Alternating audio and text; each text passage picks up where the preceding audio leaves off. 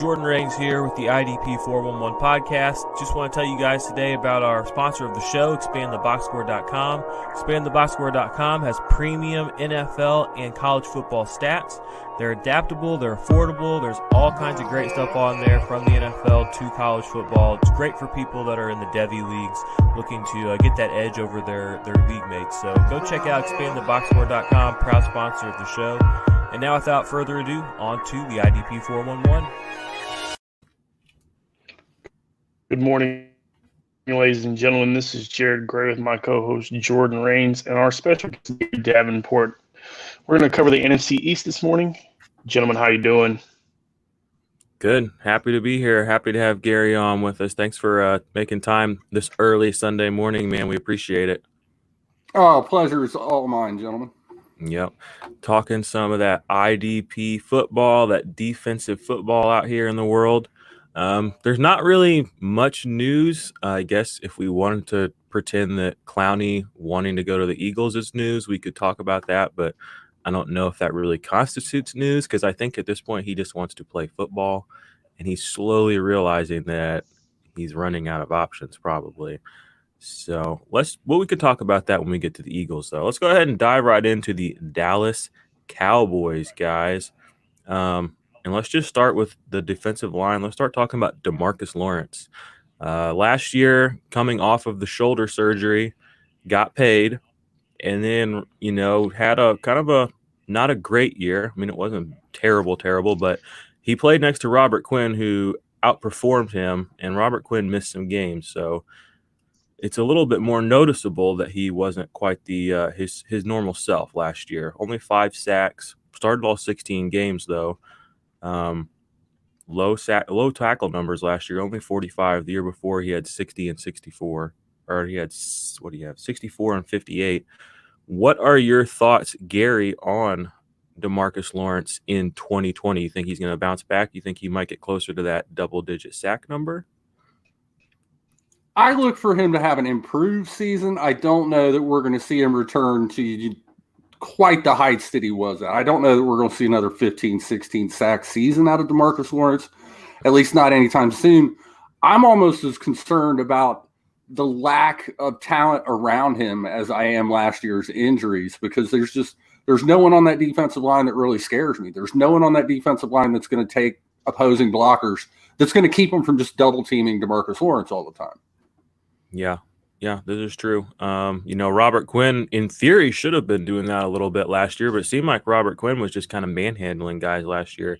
I'm a big Robert Quinn fan. I'm from Missouri, so he was, a St. Louis Ram for a while during his big season. So I have a special place in my heart for Robert Quinn.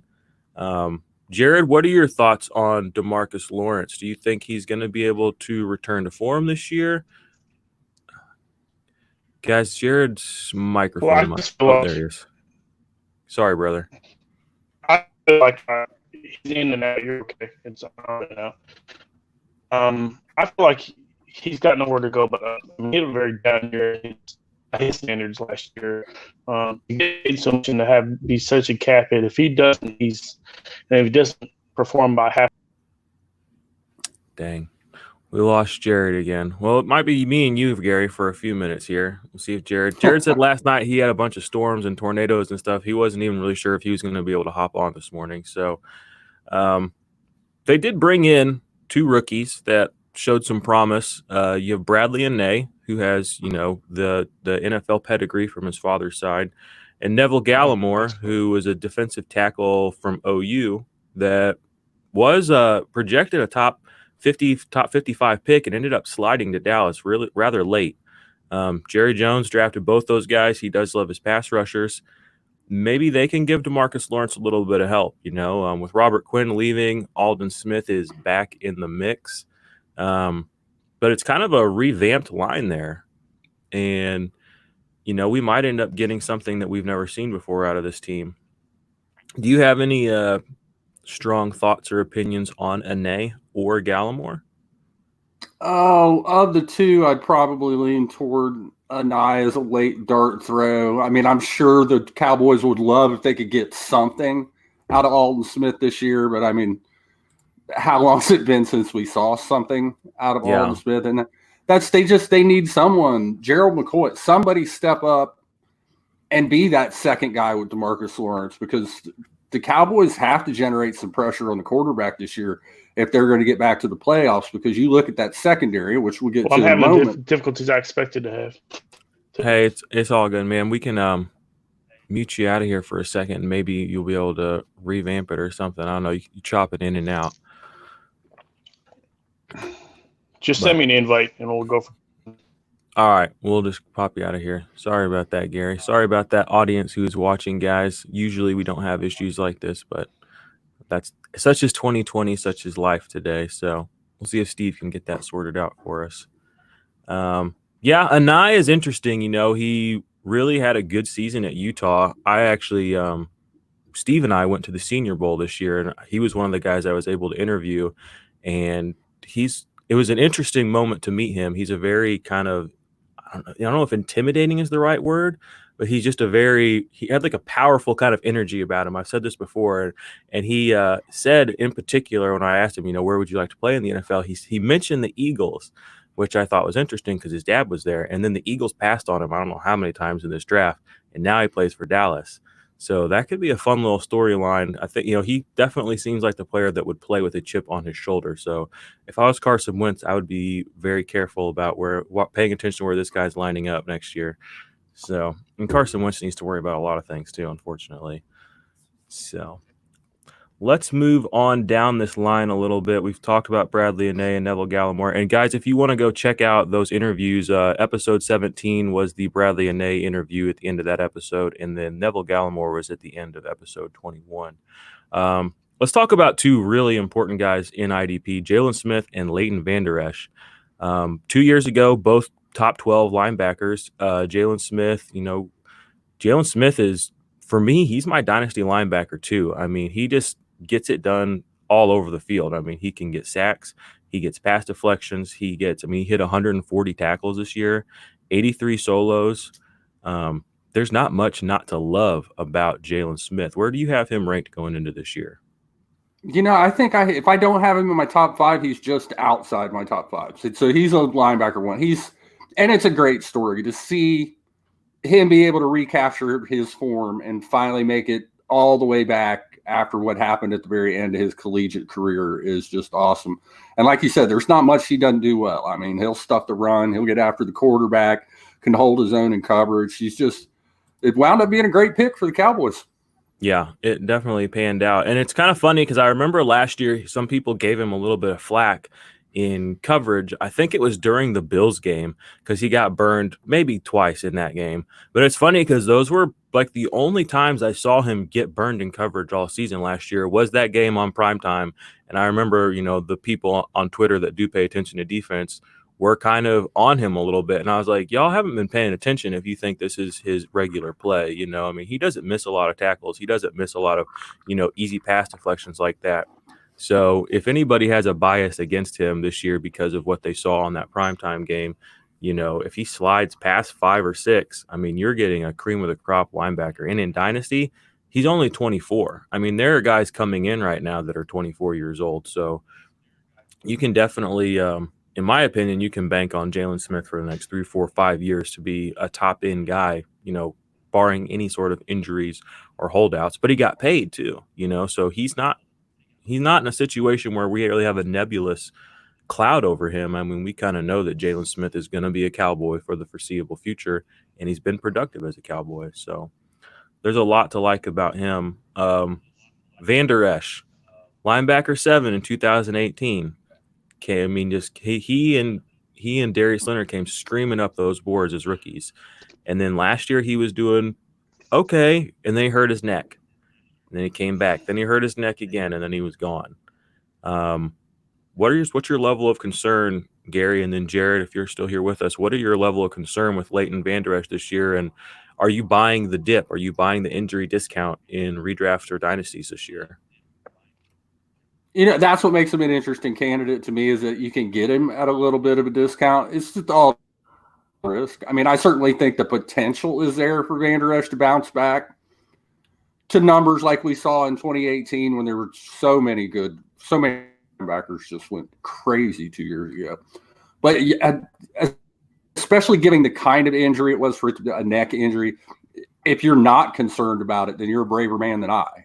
So it's a risk-reward pick. It's the kind of guy you might be able to get him outside the top 15 and potentially get that top 10 guy, but there's also going to be, it could be the middle of October and he could be back on the bench again. Yeah, that's very, very true. I bought him early this offseason in a couple of dynasties, and when you can get a guy that's put up 140 tackles as a rookie, 100 solos, 102 solos as your linebacker, 25, 26, that's like you said, it's a high upside pick, and it's fairly cheap. You're getting down there in that area. Eric Kendricks is probably going. I don't think Eric Kendricks is ever going to have a 140 tackle season. You're getting down there around some guys like that are, solid for your team, but their upside might be capped. And I think Leighton Vander Esch's upside is, above and beyond a lot of the guys that he's drafted around at linebacker, at least right now. This could be a situation where this time next year he's back in the top 5, and I will admit last year coming into the season, I think I had him ranked as my linebacker 6, and I felt really good about that until his neck got hurt. So what are you going to do, though? Jared, are you able to comment at all about Vander Esch or Jalen Smith? Yeah, I'm here. For some reason, I've got really bad internet ever since with power and stuff. So it's be the last time. But it's going to be a while. The biggest question is whether or not Lisa you time on one of the.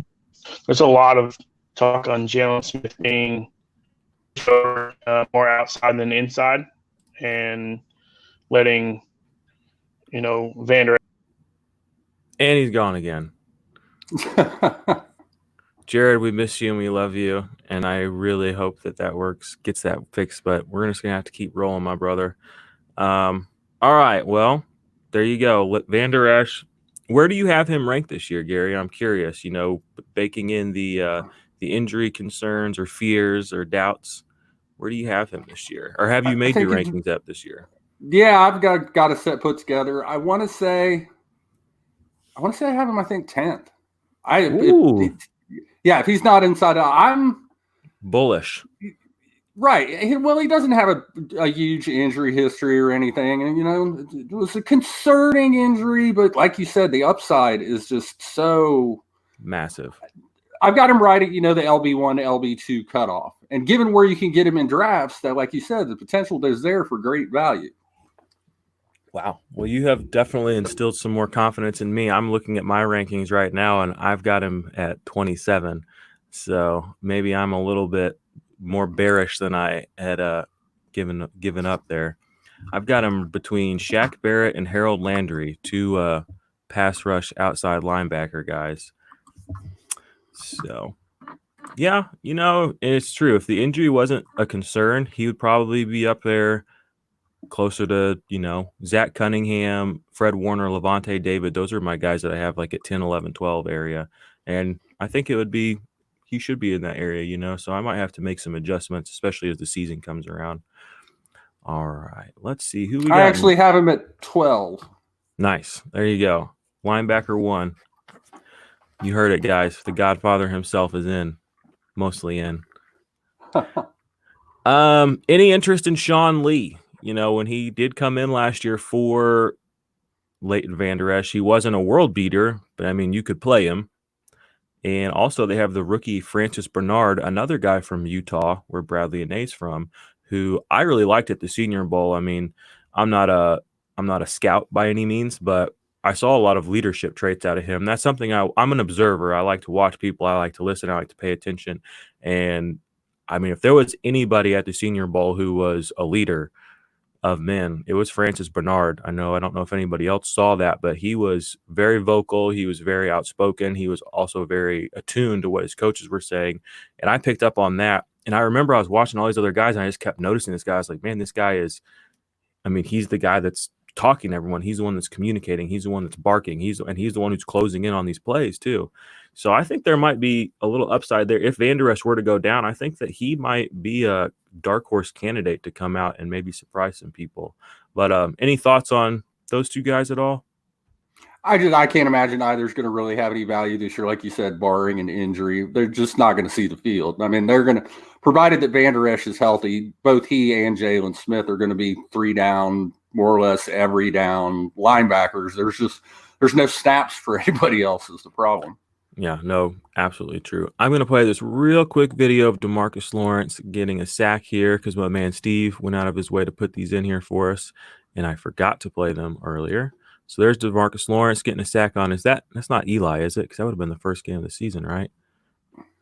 Or did he even start this year? And then here's another one. Here's a fumble recovery by Demarcus Lawrence, who still, I mean, like I said, he didn't have a world-beating season last year, but he was still a fairly disruptive pass rusher.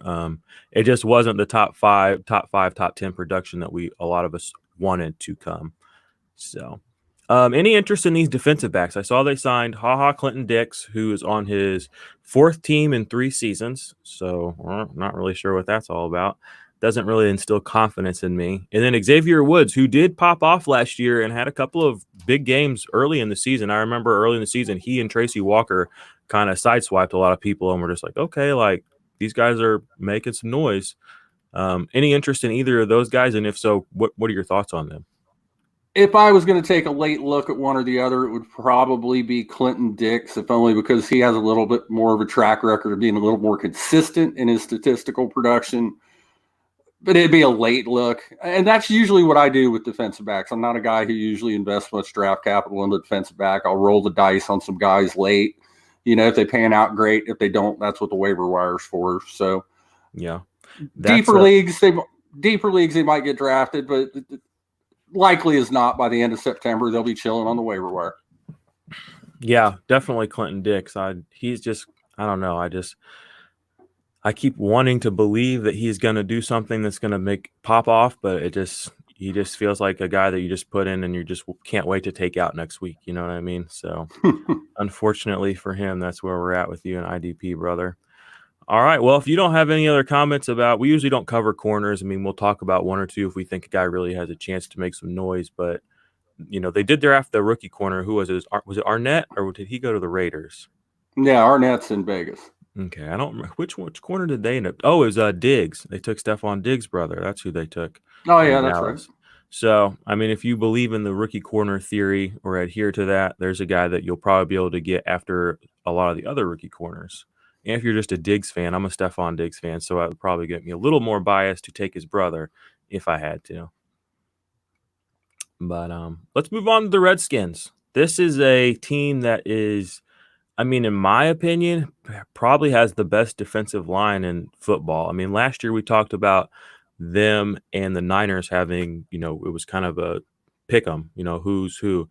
But after the Niners moved away from Buckner and after the Redskins brought in Chase Young, I mean, it's pretty easy for me to say that the Niners now have the best defensive line in the football. I mean, they have Jonathan Allen, who absolutely crushed last year. They have Matt Ioannidis, who absolutely crushed last year. They have Ryan Kerrigan, who had his first season of not crushing last year, but he still played, and he's been crushing for almost a decade. Deron Payne took a little bit of a step back from his rookie year on paper, but was still a force to be reckoned with at defensive tackle or nose tackle. And then they added Chase Young to this already, you know, kind of powerful group. Now, none of those guys I mentioned eclipsed double-digit sacks last year, but, you know, Matt Ioannidis had 8.5 sacks. Jonathan Allen had, 6 sacks. Deron Payne had 3 or 4. Montez Sweat had 7. There wasn't anybody who really stood head and shoulders above the group. I believe that obviously this year that's going to be Chase Young, but to know that there's that kind of baseline of talent around you, and to know that we're dropping in maybe the best pass rusher of the past decade. I mean, probably not. I mean, I guess J.J. Watt's still out there and Aaron Donald's still out there, but we got a guy who's a contender. I mean, he hasn't even set foot on the NFL field yet, and we all recognize that he can be a contender for one of the greatest pass rushers, in football right now.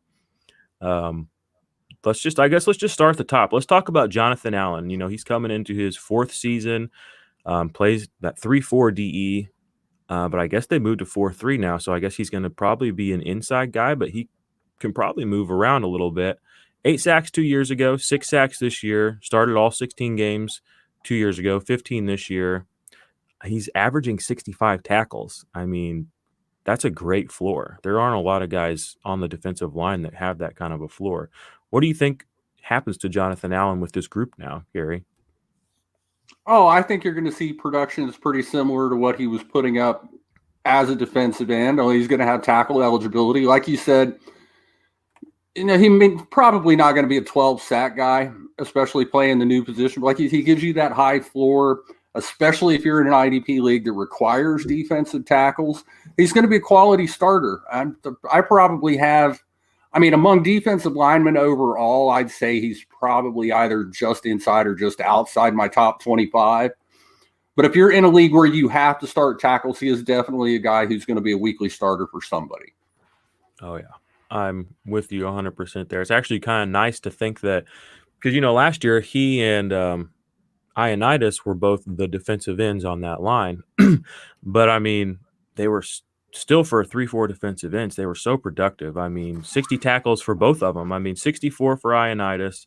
You had 68 for Jonathan Allen. They put up 15-plus sacks between the two of them. And now they have other guys there that are going to be able to kind of take that pass rush burden away from them. I just see nothing but upside on this line. Let's talk about Matt Ioannidis. He got paid, was it last year or 2 years ago? So they really like him, and he's one of their cheaper draft picks on this line. I think he's like the only guy that's not a first-round pick on this line. What are your thoughts on Ioannidis? I just kind of kept playing him last year, and he just kind of kept working out. He just kept getting tackles and sacks and tackles and sacks, and he wasn't a flashy name. And there was nothing flashy except for Terry McLaurin about the Redskins last year. Speaking of which, this might be the last time we ever called them the Washington Redskins on air. So I saw that they are in the process of changing that name. They said they might have an announcement within the next 24 to 48 hours yesterday, allegedly. So RIP to the Redskins. But what are your thoughts on Ioannidis? You think he's going to – I'll just tell my thoughts. I think if anybody on this line is going to be taken away from a starting position, it's probably going to be Daron Payne, because he already kind of did lose some starting snaps last year. I was kind of researching this last night before we were coming on today. He started all 16 as a rookie. He did not start all 16 last year. He actually only started 6 games last year. So they already seem to kind of be moving away from him a little bit. We know Ioannidis has been paid. We know Jonathan Allen is very talented. And I just kind of assume they're going to, like you said, going to be the inside guys. So does that mean you're believing Montez Sweat and Chase Young are on the outside as starters? And if that's the case, what are we doing with Ryan Kerrigan this year? And that's going to be the question, is snaps-wise for Ioannidis and Payne, which I agree. I think Ioannidis is going to out-snap Payne. I think you'll see Payne as more of a base formation guy, and then they'll bring in Ioannidis in sub packages, with so many teams spend the majority of their time in sub packages now. And it's going to be a similar thing, I think, on those end spots. I think you'll see kind of a rotation where you'll have Chase Young and Montez Sweat, and then we'll see a healthy mix of Kerrigan. And I guess it's possible. This is where it would be nice if we had like training camp and stuff, and we could watch these teams on the practice field and have some idea of, because I can imagine a scenario where maybe the Redskins would come out occasionally, and if you're coming out in a base formation, maybe you line up Ryan Kerrigan at the Sam linebacker spot and then kick him to defensive end in sub packages. So that's going to be the really interesting thing with the Redskins this year, is how do the snaps shake out? Because you've got, like you said, so much talent. You've got 5 former first-round picks. That's not counting Ioannidis. Who are going to be the guys that are going to get the most consistent snaps? Because those are probably going to be the guys who are the most consistent IDP producers week in and week out. And some of it will have to do with how quickly does Chase Young acclimate to the NFL. Does he hit the ground running and rack up 2 sacks in his first game, or does it take him a little while to kind of get his sea legs under him? I don't think it's going to take very long. I went on a radio station in D.C., I don't know, it's probably been about 6 weeks ago, and predicted that Chase Young was going to break the rookie sack record. So it's too late for me now. I've already put it out there. So 15 sacks, Chase Young this year. All in, shove him. I like it. I mean, if there's a guy to do it, it's him. I know a lot of people are kind of hoping it might be Nick Bosa last year, but Bosa didn't start those first couple of games last year. And it's interesting, we had a lot of, let's go ahead and just talk about that rookie class last year. We had a lot of really productive defensive linemen come out of that class.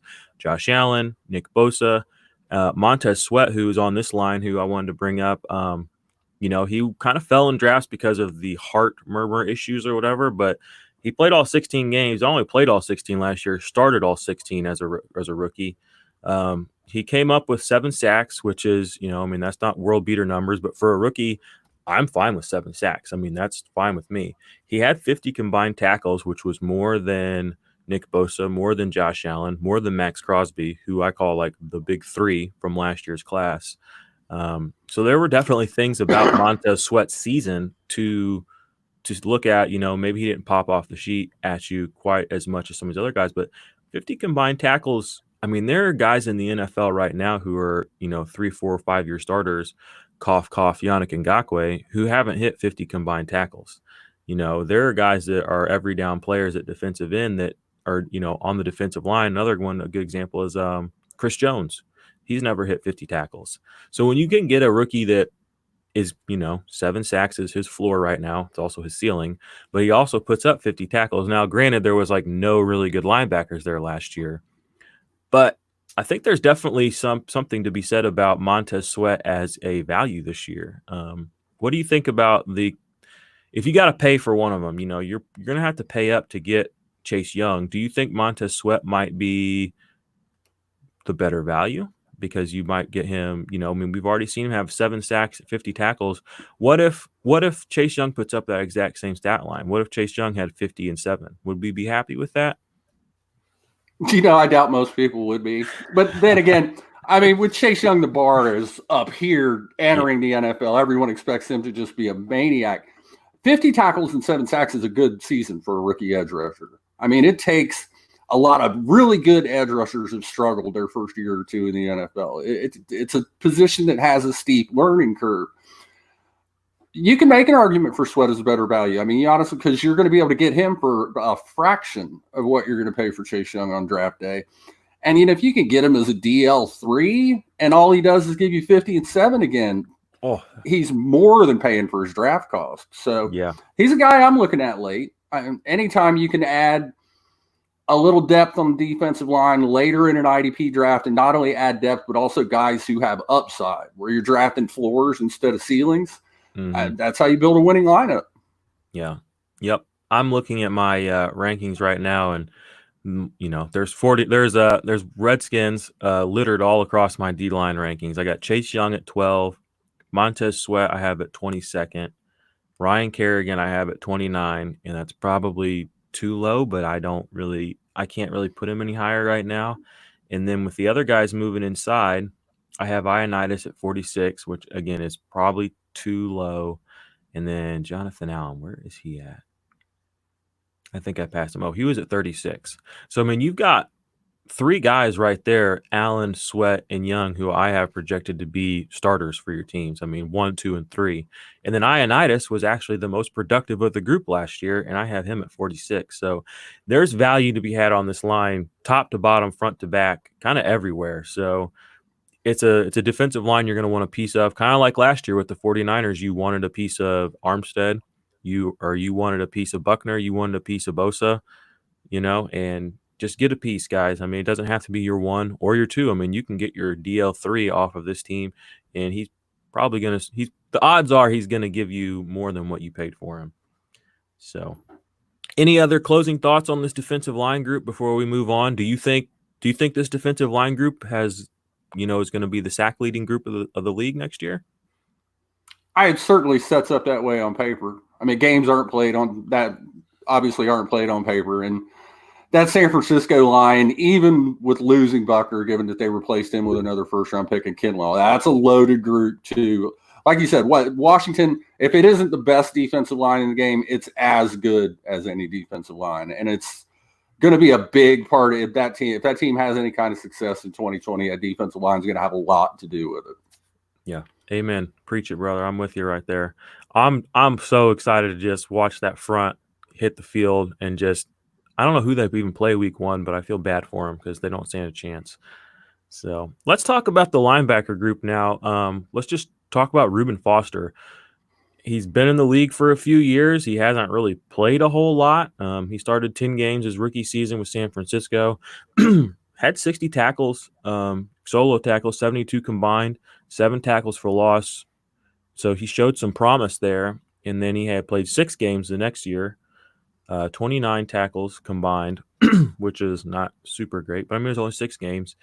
And then he's, we know he has his issues. He had the domestic dispute thing with his fiance or girlfriend, which ended up, I don't know exactly what happened, but I think if I remember what happened was she was just, if I remember correctly, she had tried to get him in trouble out of spite, kind of, and that just reflected negatively on him. But he also had some shade coming in from Alabama, so that was already reflecting negatively on him. And then he goes to the Redskins last year and gets hurt almost immediately. So there's just more negativity on this guy. You can get Reuben Foster right now for free. I mean, he costs you nothing. He's your 3rd linebacker off your bench. And as far as we know, he's healthy and he's going to start. And this team needs help at linebacker. Cole Holcomb, their rookie last year, he put up 100 tackles as a rookie, not knowing anything. And he's not even really, anybody to say is overly talented. If we're putting Reuben Foster on the field for 16 games, which again, you kind of just have to project health at this point. He's, over a year from his ACL recovery, which takes 9 months for an elite athlete, a 9-month recovery for ACL. We're a full year removed from it. There's no reason for him to be quite as low as he is, except for FUD, fear, uncertainty, doubt. And I would say a lot of that is from the doubt. We just haven't seen him hit a 100 tackle season. We haven't seen him play a full 16 game season. But if it happens, he's got the talent to kind of explode. So I've been drafting him late. What are your thoughts on him, Cole Holcomb? And then they also brought in Thomas Davis, Ron Rivera's buddy, who played for the Chargers last year and who is a Panthers legend, I guess. He was on the Panthers forever. What are your thoughts about this linebacking group, and are you taking the upside of Reuben Foster late?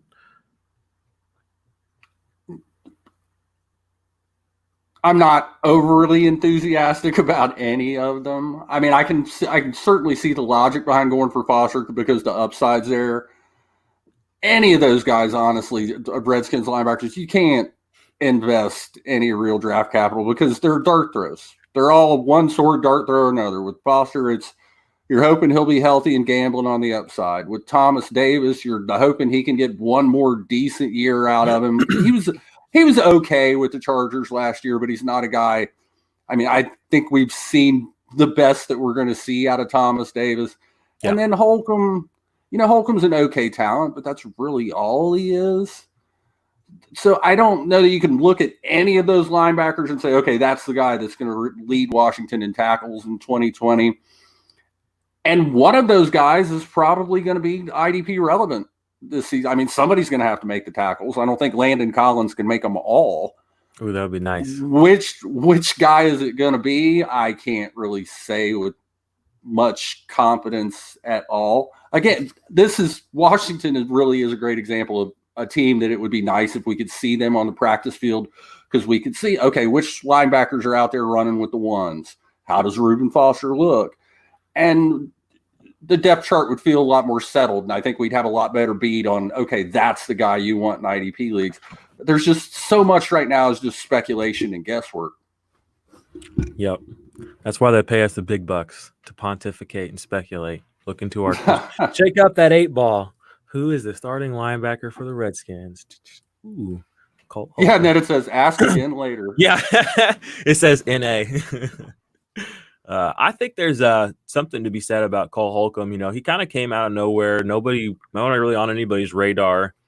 I mean, if you look at his picture on, Pro Football Reference, I mean, dude's got a great smile. He just looks like a great guy. Looks like a fun fantasy own. I own him in a couple of leagues as a deeper kind of guy, and I think, if there's somebody to have confidence in, it's probably him. I mean, he's still going to be, he's dirt cheap still. I mean, dirt cheap. You can get him as like your LB5. And 100 tackles, as a rookie, that's more than Devin White had. That's more than Devin Bush had. He didn't have any of those big splash plays. I mean, he had three forced fumbles isn't bad. I guess he kind of did. 6 tackles for loss wasn't terrible. No interceptions, but again, this was just a putrid team, so nobody even watched. I mean, nobody saw these 3 forced fumbles that rookie Cole Holcomb had, unfortunately. But I think there's definitely, like you said, there will be somebody on this team that's IDP relevant, and there's a good chance there's somebody that's very IDP relevant, but it's just going to be tough to say who it is. As much as we love the defensive line group, this linebacker group is very kind of icky, I guess is the right word for it. Take your shots if you want to. Any thoughts on Rodney Anderson? He was kind of a guy. He had 5 forced fumbles this last year. He's an outside linebacker. I don't really know what capacity or how he's even going to get on the field. There's it's kind of a hodgepodge of guys that kind of all have done some things, but new coaching staff, I don't know. Rodney Anderson, super late flyer, just completely ignoring him. I just don't see where the snaps are going to come from. There's just the playing time's not there. So yeah, I think Rodney Anderson's, especially in 2020, is probably going to be holding a clipboard, drinking Gatorade. Yep. Yeah, he's chilling on the bench, cheering on his buddies. Good job, man. Yeah, I love it. All right, well, let's talk about an elite defensive back, one of the best defensive backs in IDP, and kind of an underrated guy. I mean, he doesn't get talked about nearly as much as Derwin James or Jamal Adams, but that is Landon Collins. He's been in the league now 5 years. He's missed a couple of games here and there, but I mean, overall, these are his tackle totals since 2015: 112, 125, 104, 96 in 12 games, and then 117. So your tackle floor is set. I mean, you're looking at 100 tackles basically if this guy's on the field. And that's with 2 different teams too. So his role really and what he's capable of doing hasn't really shifted a lot. He had a monster pass deflection season in 2016, but I mean, he's pretty consistently puts up 4, 5, 6 pass deflections a year, which I really like looking at, like pass deflections and tackles for loss, because those are kind of auxiliary stats away from your combined tackles, which is kind of what everybody looks at. And then we kind of branch out from there.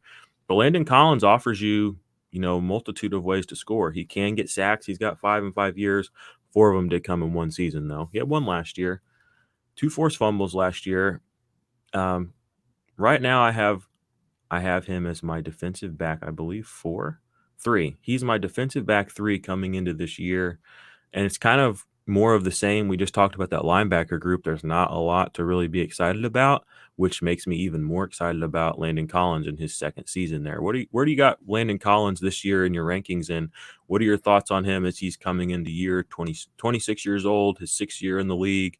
He's already kind of been a world beater. Do we think he might have his all pro season in 2016, where he had 125 tackles, 13 pass deflections, 4 sacks?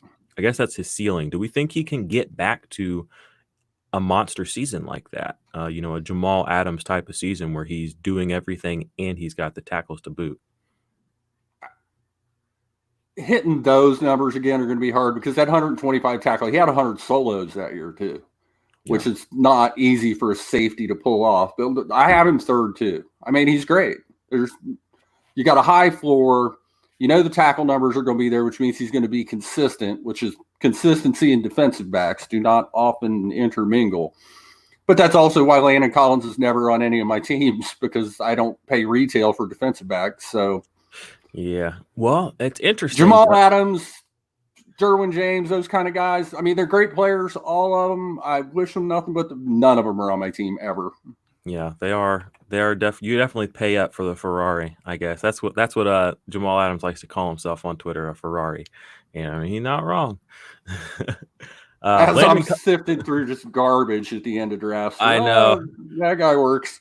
If I get 3 of these guys and I meld them together, I'll get 1 Jamal Adams. Yeah. One of these guys has to not suck. I usually adhere to that same strategy where I wait on my defensive backs, but sometimes I get to a point in drafts and I'm just looking and, it's just I like having guys on my team that I like, and I love Jamal Adams, and I've paid up for him a couple of times this year. And, at the time I was kind of iffy about it, but every time I go back and look at those teams and I see his name, it just brings such a good, warm, fuzzy feeling in my heart. I'm like, ooh, Jamal Adams. I'm like, yeah, buddy. Like, it just feels so good. And Landon Collins, he's actually my new guy I've been doing this with too. I put Landon Collins on my most recent team. And I was scrolling. I was like, Landon Collins. I was like, that's nice. That's nice. Because I have all these IDP rosters where I have punted the position. So I'm like, oh, there's Anthony Harris. That's pretty cool. I'm like, oh, I do have a couple of teams with Budda Baker because you didn't have to pay up for Budda Baker last year because people were kind of dogging him. But now I look at him and I'm like, yeah, buddy. So Landon Collins, though, he's an elite defensive back for IDP, and I'm okay if people want to pay up for him. And the thing is, you don't have to pay top dollar. I mean, because Derwin James will go and Jamal Adams will go, and they'll usually go a round or two before Collins. So, that first DB goes. If I can get a guy who's going to go neck and neck with them 2-3 rounds later, I can kind of justify that to myself from time to time in drafts. So what do you think about them bringing in Sean Davis? He had 2 years of, some middling success with the Steelers. And then last year or 2 years ago, it was not great. And then they brought in Minka and said, just sit down. We'll talk to you next year when we move you away. But he coming in to play free safety probably where Monte Nicholson was last year. And Monte Nicholson was serviceable more than once last year for IDP. Do you think Sean Davis comes back into the fray as a guy that we might be starting in 2020? I don't know that we're going to see numbers like we did in his heyday in Pittsburgh, but he's one of those guys that at the end of the draft, if you want to take a flyer on him, go for it. I mean, I'm not going to make any guarantees that it's not. But again, that linebacker group in front of those safeties, not good. No. And not good linebackers usually means more tackle opportunities for the defensive backs. So I think I've got Davis. I want to say he's around 40 on my list, which by the time you get that deep in the defensive backs, it's just a giant pile of maybe. Yeah. So from an NFL standpoint, it was a good move for Washington. I think it makes them better at the position. From an IDP standpoint, dart throw. Yeah, he's a dart throw. And like you said, if you do punt the position and you get deep in your drafts and you're looking for those guys, he's one of those guys that I kind of like looking at right now. I mean, he had 92 tackles, 70, 92, and 80 combined tackles in his first 3 years in Pittsburgh. Not world beater numbers, but I mean, again, once you get to the end of drafts, if you can find a guy that's going to have 70 to 80 tackles, that's kind of what you're looking for, just to have a guy that I know is playing. I'm not relying on him, but I know he's going to not give me a 0. And that's kind of what I think Sean Davis can be for teams this year.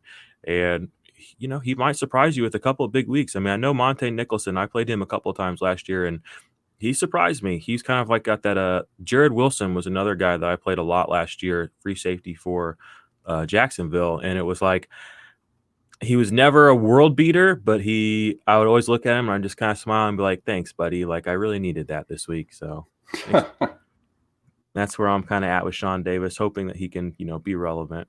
Anybody else on the Redskins of note that we feel like we should talk about? I feel like we've kind of hit the highlights, but I can't think of anybody else. Yeah.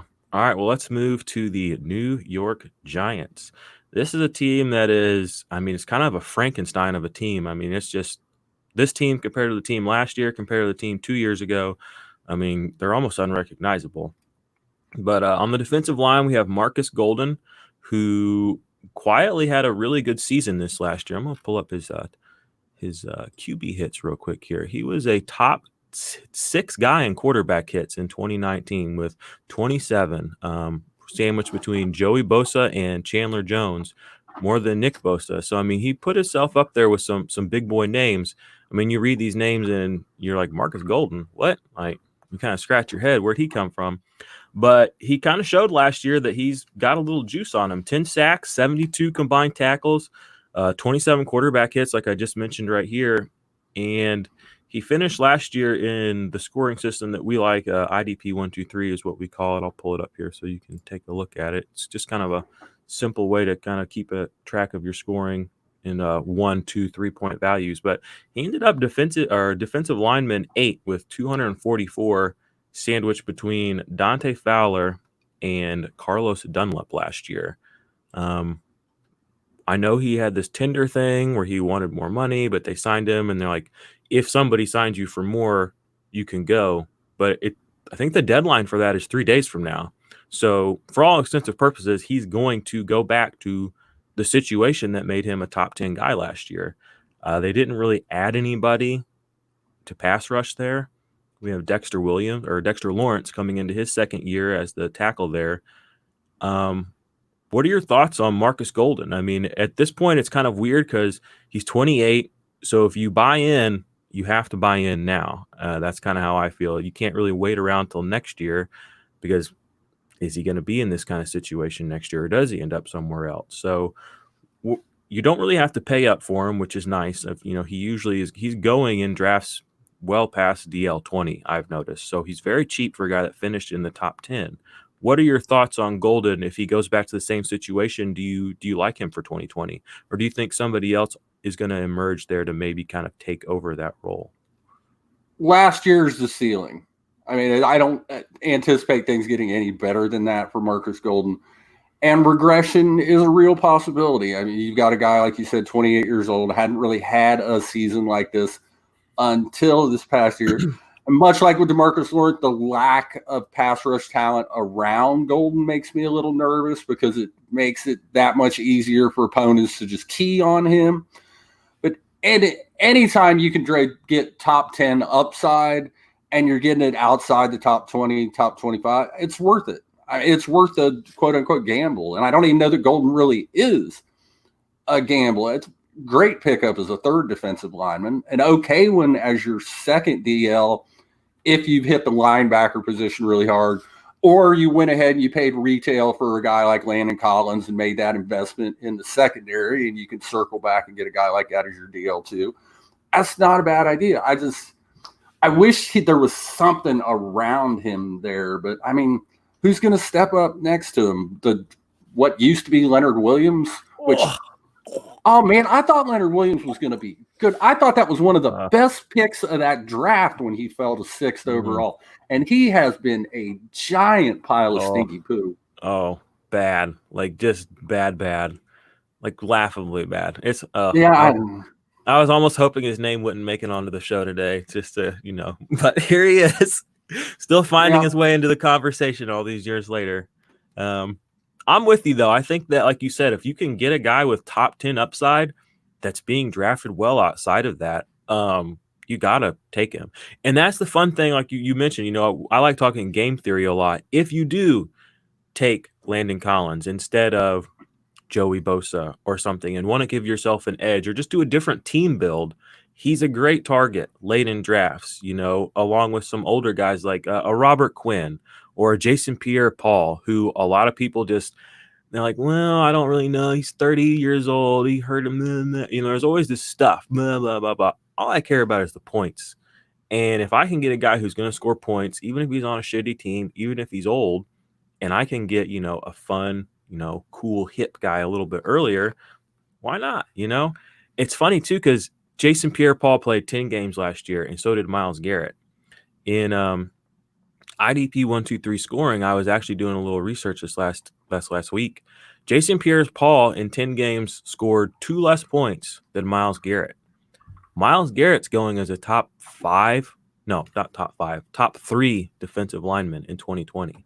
Jason Pierre-Paul is sometimes not even getting drafted, if you can believe that. I've been in mocks and in drafts where he's going so late, it's almost upsetting, and it makes me a little mad at myself for not hyping him up a little bit more, because, I mean, he deserves more respect than that.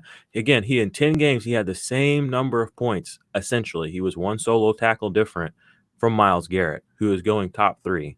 And you can get Jason Pierre-Paul dirt cheap. So, I like these cheap guys that maybe don't have the name value. They're not brand name. It's not a Bosa. It's not a Watt. It's not a Garrett. It's not Khalil Mack. But points are points, and if I can hedge out a few points later in a draft off an old guy, I'll do that. Chandler Jones, another guy who I feel like people think he's 40 and he's 30, 31, So there's definitely some value to be had on these guys that. Oh, if you don't think Chandler Jones is right at the top of ranks right up there with Garrett and Danielle Hunter. And yeah, all Chandler Jones has done in the last 4 years is pile up 60 sacks. No, if you're into that kind of thing. Yeah, if you like elite pass rushers, you might want to take a look at a guy like Chandler Jones, but it's just not for everyone, so. Yeah. Do you get fantasy points for sacks? I mean, I don't even really know. He's a monster. He's an absolute monster. And he's one of the guys that you can, if there's over-under on double-digit sacks, you always take the over on Chandler Jones. He's just been consistently so good at that. If he had played his whole career in New England and not gone to Arizona and put up the exact same numbers as he has in Arizona, he'd have won Defensive Player of the Year by now. Oh, yeah, multiple times. We talked about this, we're kind of sidebar away from our discussion on the division, but we talked about this last year a lot. Because Zadarius Smith and Shaq Barrett got no love last year. And I said there was two main reasons for that. It's the brand equity of their name and the brand equity of the team they played for. Like you said, even Chandler Jones, he kind of didn't get a lot of love. If Chandler Jones had put up the numbers he did in New England this last year or any of his last couple of seasons, Defensive Player of the Year. If Shaq Barrett or Zadarius Smith had put up these numbers on the Chiefs, on Seattle, on the Rams, they would have been heavily in that discussion. But because Shaq Barrett played for a crappy Tampa Bay team, no Tom Brady last year, it was Jameis Winston, who everybody loves to throw shade at, talk about how crappy he is. It hurts. It kind of hurts your heart when you are a defensive person and you do watch these guys play and you're like, man, this guy is better than that guy. But nobody notices. Nobody's realizing it because of where he plays. Chandler Jones out in the desert playing for the worst team in his own division. It's just kind of sad. And it hurts my heart a little bit. It really does to think that where you play matters almost as much as how you play in the NFL. And that's why Stephon Gilmore got the Defensive Player of the Year and TJ Watt did not. Chandler Jones did not. Zadarius Smith did not. We gave it to a guy whose entire season hinged on the fact that he had 20 pass deflections and 6 interceptions. You take that away from him. You can't just take things away from guys, but you take that away from him, he didn't do a whole lot else. And these guys were putting up multiple sacks, multiple interceptions for TJ Watt, tackles for loss. Living behind the line of scrimmage, helping their team left, right, and center. And Stephon Gilmore's out here picking off Andy Dalton, and Josh Rosen. And we're going to give him Defensive Player of the Year. Why? Because of the brand equity of being a Patriot. So there's my tiny little rant to go along with what you just said. I feel bad for Chandler Jones. He doesn't get anywhere near the respect he deserves. But I guess we'll move on. Marcus Golden, draft him late, guys. Any thoughts on O'Shane Ximines, who they drafted last year? He made a little bit of noise here and there last season. If there is another pass rusher on this team to look at, for me, it's O'Shane Ximines. But what are your thoughts on him? Have you looked at him a lot, or have you taken him in any of your dynasties or late round flyer kind of guy, or are you just kind of watching and waiting at this point to see how he develops? I'm actually doing a dynasty startup right now that's deep, really, really deep. So that's a guy I'll be looking at a little later in drafts, but it's a speculative pick at best. There's some upside there, especially in deeper formats, but it's certainly not a guy I expect to be starting in 2020. If I do wind up starting, then that's a good thing. Things have worked out better than I expected them to, but it's as likely as not that by the second week of October, you're looking at that roster spot like, well, I need to add a linebacker or a defensive back or something. So might be time for you to hit the wire, O'Shane. It's not you, buddy. It's me. Yeah, it's not you. I'll definitely, asterisk that name, and I'll be looking back to see how you're doing. My thoughts on him are, Marcus Golden is like you said, the only real pass rusher there. So somebody's going to have to do so. They don't have to, but somebody's going to be on the field with him, and somebody might get a couple of cleanup sacks or here or there. And it might be O'Shane Ximines. He's got just as much of a chance to do that as anybody else, honestly. And he's a guy that I have. I won't lie. I have him on 3 or 4 of my deeper dynasty rosters, and I'm kind of holding out hope. You know, he played minimal snaps last year, but 4.5 sacks. Okay, those kind of hop off at you. 25 combined tackles, not elite, but again, like when you compare 25 tackles with almost no game started to the fact that Chris Jones's tackle ceiling is like 40 in 16 games, you can kind of start patching together like, okay, well, if he gets 2 pass deflections and maybe he gets 3 more tackles for loss, suddenly, you know, 1 or 2 games of really good production, and if he starts playing more, you can kind of see where he could be on the field, and he could, you know, maybe start sliding into your IDP flex spot on a bye week. So he's a guy that I've got a pin in for sure, and it's just because there's no one else there. So Dexter Lawrence, if you're in a D-tackle specific league, I mean, he's a guy you might have on your bench to develop over the next year or two. I'd really like to see them bring in another high-level pass rusher to help him out, you know, hopefully help him get some more production. But any thoughts on Dexter Lawrence in a D-tackle specific or a D-line league? Like you said, in a DT required, if you've got the roster spot that you can kind of develop him there, yeah, but other than that, he's not and we won't even talk about that other lineman in New York, which is yeah. Boo, go away. Stinky.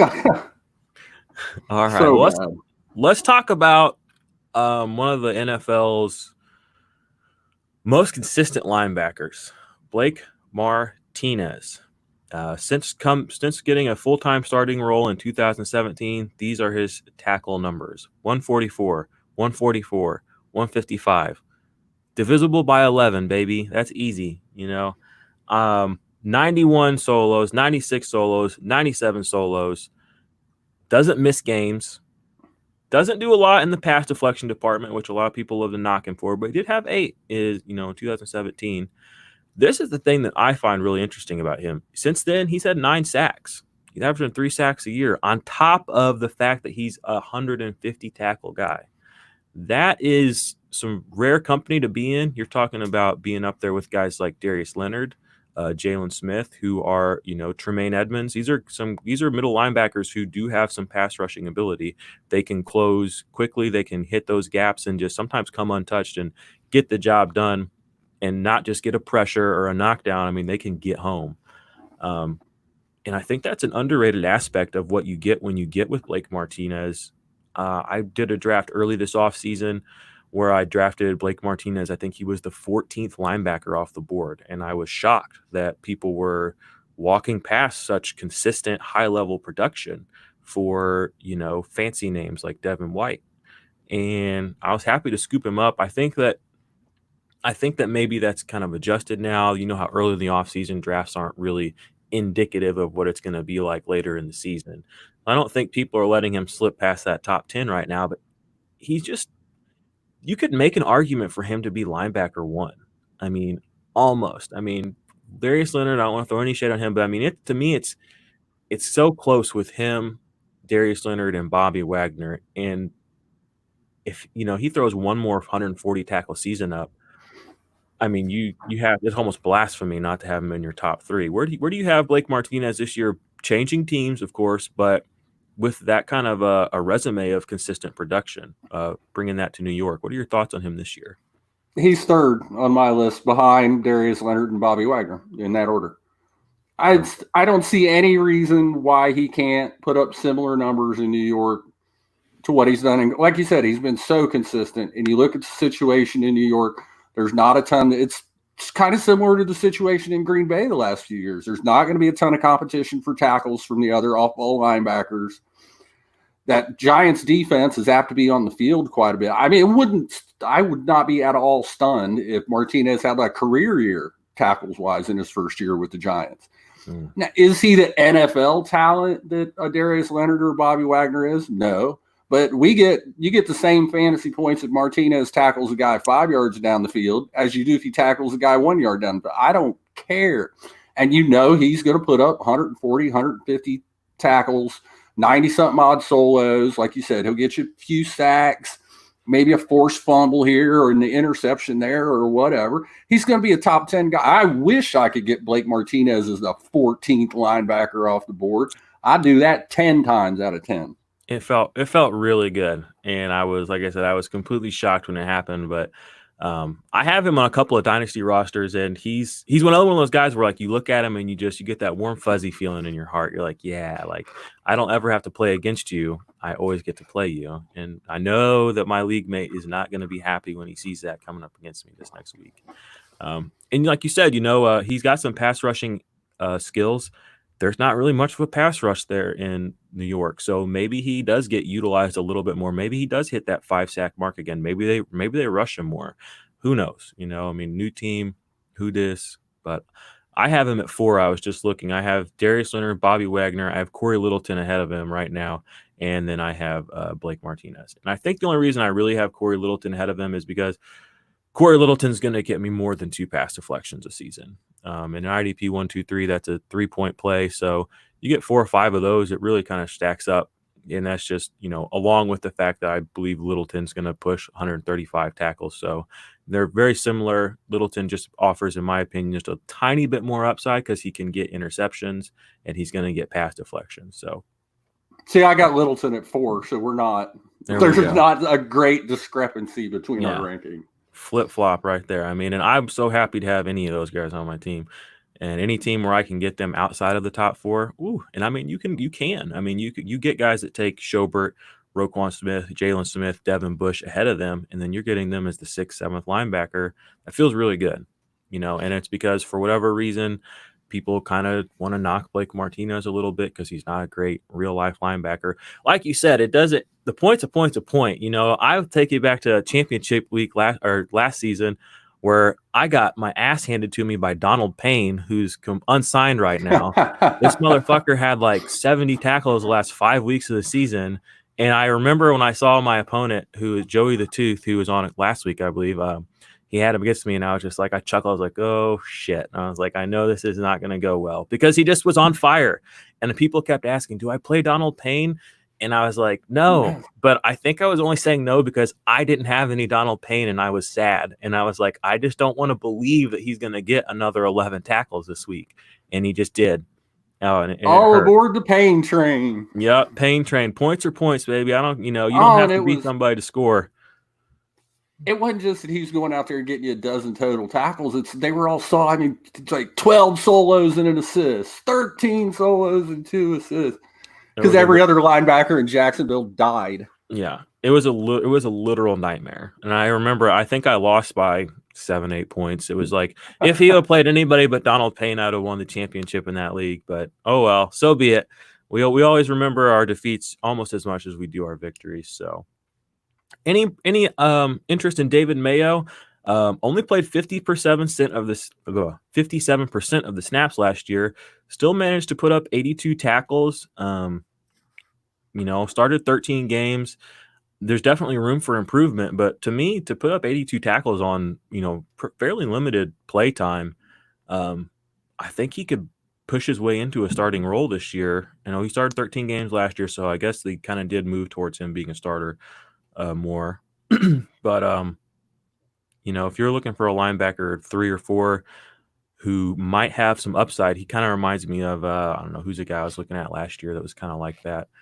Oh, Sam Hubbard, kind of, you looked at his numbers 2 years ago and it was like he didn't play a lot of snaps, but he wasn't great, but it was like he did stuff. Like it was like, okay, well, I could see a world where if he played more and he kept that kind of rate up, it's going to be useful for you. And he ended up being a huge breakout last year because he was on the field every game as a starter, and the year before he didn't start. So you kind of wonder if David Mayo plays more than 57% of snaps. I mean, he could push into that 100 tackle area, which is a serviceable, linebacker 3, 4 kind of flex guy. And on a team that we don't know if this offense is going to be good or bad. I mean, it looks like this offense could be good, but we don't know. So maybe they're on the field a lot. 2 sacks too, not too bad. Any thoughts on Mayo though? Any interest at all? If he can get up into say 70% of the snaps, maybe a little more, then I could see some value as depth or a bye week guy or something. I just, not to keep harping on can we please have some training camp? But if we would get an idea, is he a starter? What kind of sub package looks are the Giants running? Is it going to be a ton of, dime looks where Martinez is the only linebacker out there and they're trotting out a bunch of safeties? It's going to be a guy, he's not going to cost you anything. So if you want to take a late flyer on him, stash him at the end of your bench. By the end of September, you'll have an idea what kind of snap count he's playing and what kind of production you're getting out of him. By the time the bye weeks hit, if you have to free up that roster spot to address another position, then when you're that late in drafts, I mean, there's not really any risk to it. If it doesn't work out, it doesn't work out. Yeah, agreed. He's a player that, to me, kind of like Cole Holcomb, you don't have to hold them, but definitely watch. If they come out week 1 and they're kind of on fire, or 2 weeks, try to notice these guys before your league mates do, so that you can make sure that as they start breaking out or ascending, or somebody goes down around them, you're a step ahead of your competitors. You're a step ahead of your teammates. You're already aware of this guy. You're not hearing about it during some waiver show. You were listening in the summertime, and you were aware that this guy was on the team. He did produce a little bit better than maybe people thought. He end of season didn't pop off of the page, but on a per game basis, and as a guy who will probably have a role, you definitely want to keep an eye on him, because the season, it's easy to talk about the season now in a vacuum where everyone's healthy, everyone plays 16, no one's been traded, but we all know that by week 6, the entire NFL landscape, personnel wise, team viability wise, I mean, there's a shift. Those first few weeks, things kind of, people get hurt, things change, coaches get fired. So anything's possible. And David Mayo, he's a guy I would definitely add to your watch list, guys. And this year, we're also, I mean, zip injuries aren't enough to keep you on your toes and turnover lineups like crazy. I mean, we've got the whole COVID-19 thing this year. So, I mean, what are we going to do when player X tests positive, or 3 or 4 guys on the same team test positive?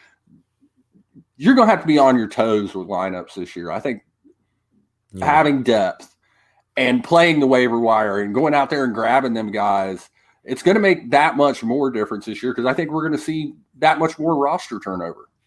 Yeah, I agree. I think, like you said, it's going to be important, because you're going to have weeks where you're going to just miss guys. I mean, they're going to come in and it's going to be 11:30 and you're going to get a list, say 6 players on the Redskins tested positive for COVID, and it's these 6 players and they're not allowed to play today.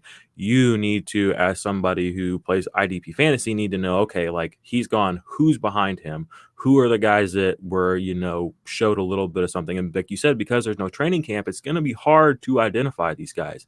So you kind of have to do your research now and just kind of, based on the breadcrumb trail we have left over from last year, piece together and hope that you can, figure out who this next guy is. So we're definitely headed towards, I mean, it's already been basically the most interesting year of my life. I'm only 30, but it's been a wild year. And I think that it's just going to be reflected in football just as much as it is in everything else right now. So let's move on to this defensive back group. We got 2 safeties here who I really want to talk about. Jabril Peppers, I have him currently as my defensive back 5 going into the season. And I know my thoughts on Jabril Peppers are, in 11 games last year, he put up basically the exact same stat line he did in 16 the year before. If you pace out Jabril Peppers 2019 into a 16-game pace, he would have had 112 tackles, which would have been more than Deion Jones. He would have had 75 solos, which was more than Tremaine Edmonds, 37 assists, 7 tackles for loss, same number as Bobby Wagner, 7 pass deflections, same number as Deion Jones, 3 quarterback hits, 4 forced fumbles. That would have made him defensive back 5, which would have put him 8 points over Landon Collins in IDP 1-2-3 scoring. And his actual season, still on a per game basis, was still really good. I mean, 76 total tackles, 5 pass deflections, 1 interception, 51 solos, 5 tackles for loss. And again, those basically matched his previous career high with a 16-game season in Cleveland. So I'm a little bit higher, I know, on Jabril Peppers than some guys in the community are, because last year a lot of people projected a breakout season. And, he was cheaper-ish, but you could kind of see the talent was there. And then he started to do it, and he did it, and he did it, and then all of a sudden he got hurt. And it was right at that point in the season where you really were making your play there last year. And Bethea was a tackle monster. So he's already played with a tackle monster and been productive. But what are your thoughts on Jabril Peppers this upcoming year? I have him around 10. I've got him inside DB1 territory, so a little lower than you, but not much. I think the Giants just figured out the right role for him. I think just is the early part of his career, and I'm a Browns fan who has given Jabril Peppers more than a little flack over the past few years. They just miscast him. I mean, they've got him playing 25 yards off the line of scrimmage. The problem with Peppers this year is that the value that was present last year is gone because people saw him put up those big numbers, and especially the per game production. So if you want Peppers this year in more leagues than not, you're going to have to pay for it. I mean, there's not going to be a discount in 2020. Yeah, absolutely right. Last year, you could get him, excuse me, as like DB 20, 22, because we still hadn't seen it. This year, he's definitely, you don't have to pay top 5 price for him, which is kind of, like I said, I have him at DB 5, but you're definitely not getting him as DB 20 anymore. So there's definitely some discrepancy there. But I think, he was electric in college. He's one of I don't watch college football. Or I watch it every now and then, but I don't watch it like people watch college football. But I remember, you hear names, even as someone who doesn't. And Jabril Peppers, that his senior year, his junior year, whatever, with Michigan, I heard his name a lot for somebody that doesn't keep up with college football. So been aware of him for a while. And like you said, we kind of wanted him to break out in Cleveland. And I mean, Cleveland, like you said, miscast. I mean, they just kind of wasted him. And he goes to another team, the Giants, who, I mean, they have their own issues with kind of wasting players, but he goes there and he's successful. And, I'm really hoping that he can get on the field for all 16 this year and put his name up there with the big boys in IDP, with the Derwin Jameses and the Landon Collinses and et cetera. So if he can pull off a 16-game season, John Johnson, if he can push over 100 tackles, I think he'll solidify himself at least for a couple more years as a top option. Xavier McKinney comes in to fill that Bethea role, I assume. If Jeremy Chin didn't have all the hype that he's had this offseason, I think that it's pretty easy to say that Xavier McKinney would be the first defensive back off the board in IDP as a rookie. He goes into a great role. That's one of the main things that people love about Jeremy Chin. He's going into a great role left behind by Reed. But, don't skip over the fact that McKinney's going to a role left behind by Bethea, who was a top 10 defensive back last year. He's a lot more athletic, a lot more spry than Bethea was last year. So I think there's some upside there. And I think he's right now in your dynasty drafts, he's at a discount. But again, it's because of the Chin love. What are your thoughts on McKinney this year? And do you think he has maybe top 15 upside this season? Oh, I think the potential's there. If I have a concern with McKinney, it's that I worry that they're going to have him play a lot of deep safety, and he's going to be back there in quote-unquote center field a lot, which could cost him some tackle opportunities, and then it'll be Peppers up toward the line of scrimmage. But it could be possible they'll be kind of interchangeable because both of those safeties, in theory, can play the run and not be a huge liability in coverage.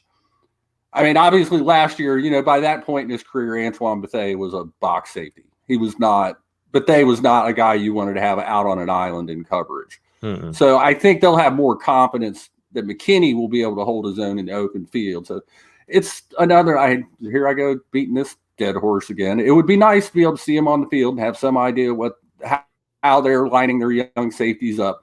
And it's the kind of thing we're probably just going to have to look at the first few games and see what goes on.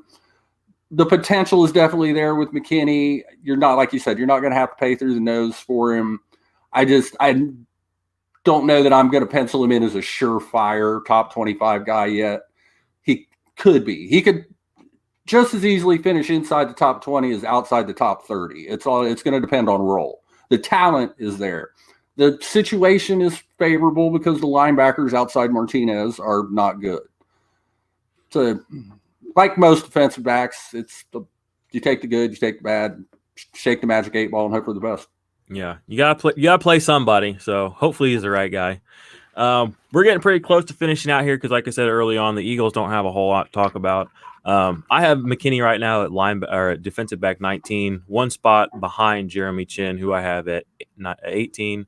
Like you said, he could just as easily finish at DB 35 as he could DB 15. So I feel like that's a pretty good spot to have him. And the draft capital and the roles they go into kind of is indicative of the fact that they're going to be on the field. So it's really going to be on them. And I think they're going to be given every opportunity to be successful. So let's move on to one of the most IDP depraved teams in the league, in my opinion. That is the Eagles.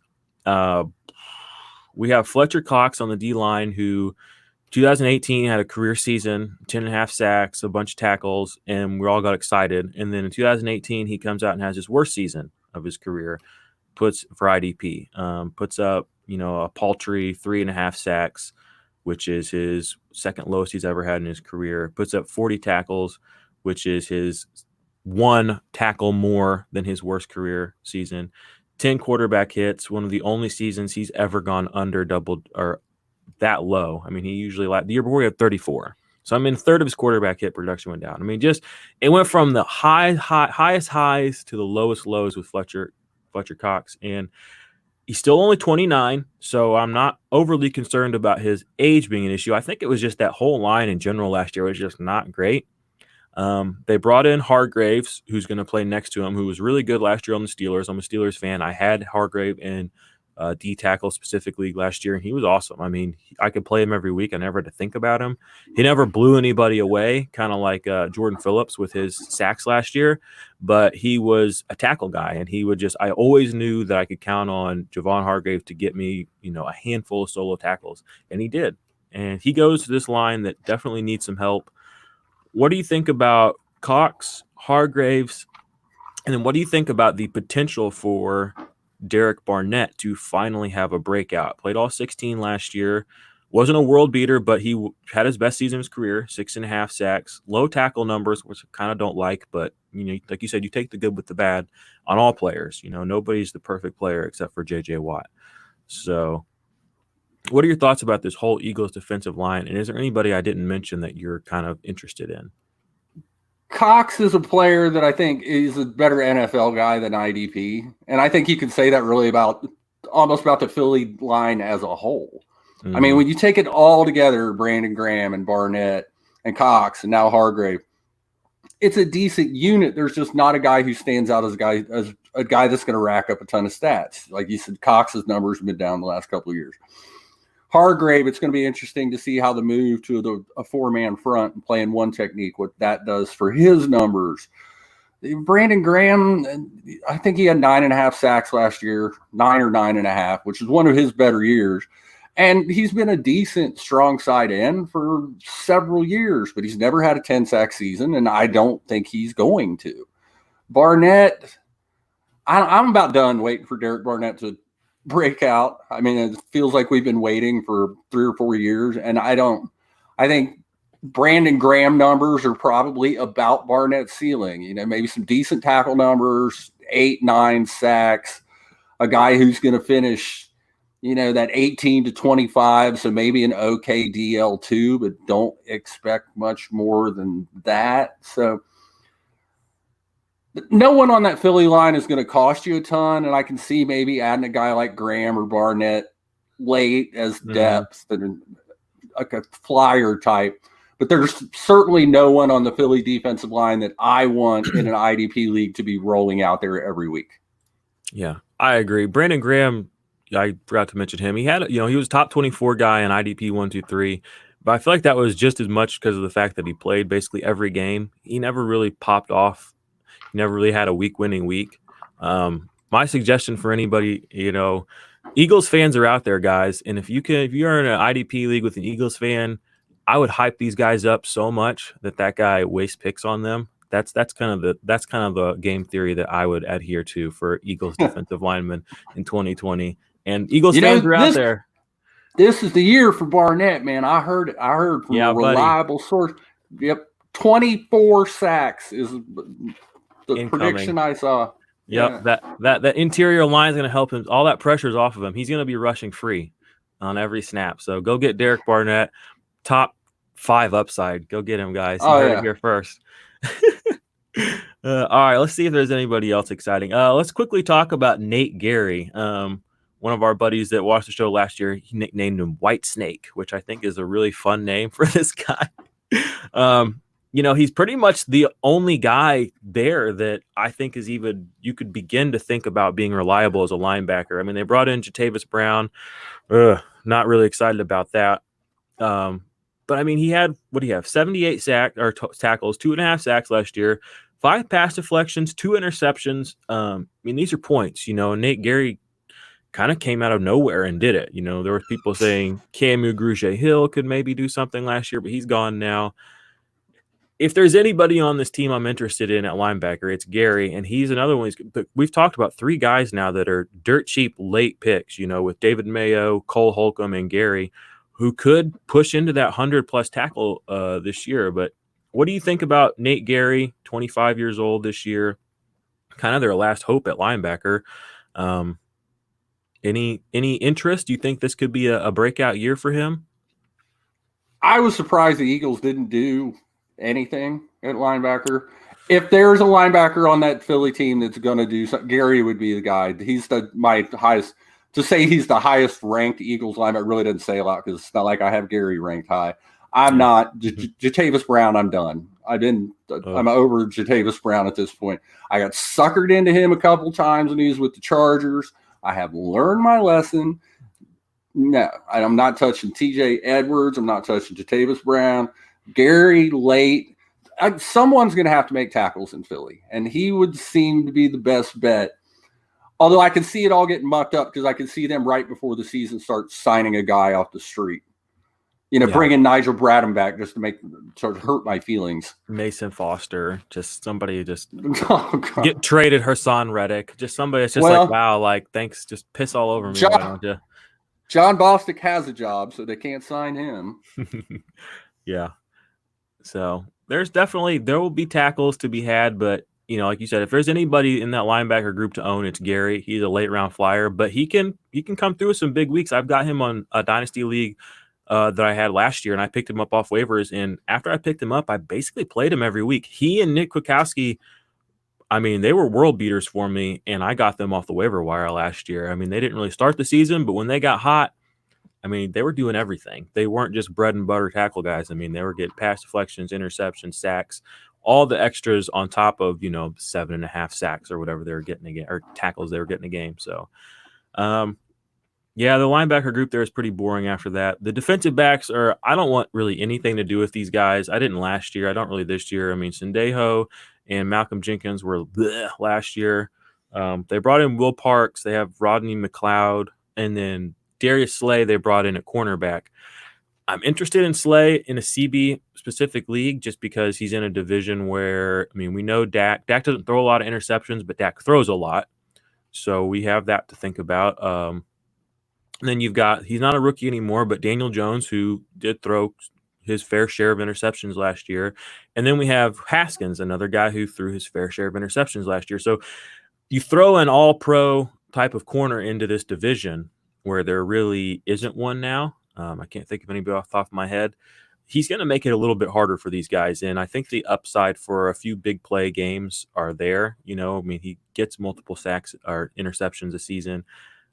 He got paid. And that was the main thing that really hurt the Eagles last year was their secondary was garbage. I mean, they got thrown on constantly. And it was just always a completion. Their guys got tackles. I remember Maddox had several high tackle games and whoever else was there, but it was ugly. And I don't know if Slay's going to make it less ugly. They brought in Will Parks. I don't know if, for IDP purposes, I'm purposely completely avoiding this team unless it's Slay, and I'm not paying up for the name. So what are your thoughts on any of these guys worth a flyer? Any of these guys you're interested in? If Jalen Mills winds up starting at safety, because they moved him to safety this year, if he winds up nailing down one of those starting jobs, I could see him having some value in IDP leagues that require cornerbacks if he keeps his positional eligibility as a corner. Because then you can sneak that safety into that cornerback spot. One of those loophole guys, you can get a few extra points. But other than that, like you said, no, that Philly secondary is not good. It should be better NFL-wise this year with Slay. That was a big acquisition for them. But from a fantasy like you said, from an IDP perspective, the Eagles, period, there's not really a lot. to see. If you're counting on Eagles players to get you to the playoffs, you're probably not getting to the playoffs. Yeah, except for those D linemen. Go get them early, guys. Wink, Yeah. wink, wink. If you're in my league, if we're in a draft coming up soon, I'm telling you the value, baby. Well, that's the division, guys. You heard it here first. You heard it from the best in the biz, Gary himself. There's definitely some points to be had on the Cowboys. Definitely some points to be had on the Redskins. Definitely some points to be had on the Giants. And then if you like, high-level defensive linemen, head on over to the Eagles. But Barnett, man. Derek Barnett, this is it. This is the year, guys. This is the year. So we appreciate you coming on, Gary. We're going to add Steve back in here real quick. Sorry, Steve. I dropped you out. Yep, you're all right. Yep. How'd we do, Steve? Did we miss anything? Everything was great. Jared made a comment about Montez Sweat. He thought he was one that was going to blow up. Yeah. We had a couple of questions. I know it wasn't it had nothing to do with this division, but C.J. Mosley and Avery Williamson returning in 2020. That was a little off subject, but I think somebody had some questions for Gary here and what they thought about Jets linebackers. I'm fairly high on Mosley. I've got him. I think he's just outside my top 12. I mean, obviously last year was a nightmare. He made it through a game, got hurt, tried to come back, and was done for the year. And I think he had like 9 tackles for the season. The potential's there. And so he's a good bet to lead the Jets in tackles, most likely. Williamson, I'm not as confident in. I'm actually a little surprised that he hasn't been cut already because he's been mentioned several times as a potential cap casualty because I think he counts like $8.5 million against the Jets cap. But they haven't let him go yet. If he starts next to Mosley, maybe an LB4 type, I'm just not all that confident he's going to wind up. Mosley's going to be a 3-down starter. I expect him to rebound this year. He's a guy you can probably get kind of cheaply because a lot of people were turned off by the injury. Williamson's not a guy I'm super interested in. Okay. Excellent. Man, last year Avery Williamson was one of my guys coming into the season. I had high hopes for him. Coming off the ACL tear, it's a year removed, so I think if he's on the field with C.J. Mosley, they could end up being a very good tandem for IDP.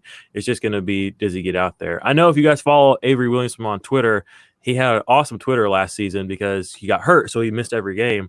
But every game, he was in full uniform, helmet, and he would watch the game on his couch in his full uniform, cleats and all, and he would put pictures up of it. And I was like, "That's a guy right there I want as a teammate. Like he's with me. He's not in his gym shorts, drinking beer. I mean, he was in game mode at home. So That's awesome. He's a player I'm a big fan of. So, but guys, I guess this is going to close us out for the day. IDP Army, we appreciate you. Make sure you subscribe and leave us a review if you want to. We got one last division to go over before the divisional preview series is over. So if you guys have enjoyed that, you're welcome. And if you guys want any more questions about that, go back and check out those episodes. You can check out Gary's work all over the internet. He's with FTN now, Fade the Noise. So congrats on that. Bleacher Report is one of your home bases. Anywhere else? I know IDPsharks.com. That's you, right? IDP at IDP Sharks is my Twitter handle. You can find me Fantasy Sharks, Roto-World, like you said, Fade the Noise. I'm around. If you guys like IDP, Gary's a guy that you have to follow. I mean, so make sure you're on that. We really appreciate him gracing us with his presence on the show today. It means a lot. I know he's a busy man, obviously, with all these awesome gigs and writing. He's a master writer too. I love reading your articles. It's kind of made me realize that you don't have to write in one certain style necessarily in any way, shape, or form. I mean, writing it's an interesting thing to do in any way, shape, or form. But in fantasy football, when I read your stuff, it always makes me realize like it's okay to have a personality. Like, this doesn't have to be written like a report that's going in front of a corporate office. Like, people want to, laugh. People want to see funny analogies. People want to, feel like they're having a conversation. So appreciate your work out there. You've been, you're multiple time awarded, and that's because your shit's really good. So again, we appreciate you coming on. Any last tidbits for the people out there for IDP this season, or any last going away words? Oh, just gonna have to keep your head on a swivel this year. I mean, it's already obviously been the most bizarre off season ever, and please let there be football. It's going to be the weirdest season ever, and we're just gonna have to roll with the punches as best we can. Amen. Yep. Amen. All right. Well, Jared, I know you're probably out there watching. We miss you, dude. Sucks that your internet kind of jacked up, but the show must go on, as they say, and so we held it down for you. And we look forward to having Jared back with us this next week. And guys, you know what to do. So I'm going to hit him with the let's go. Thank you for listening. And as always, let's go, let's go, let's go.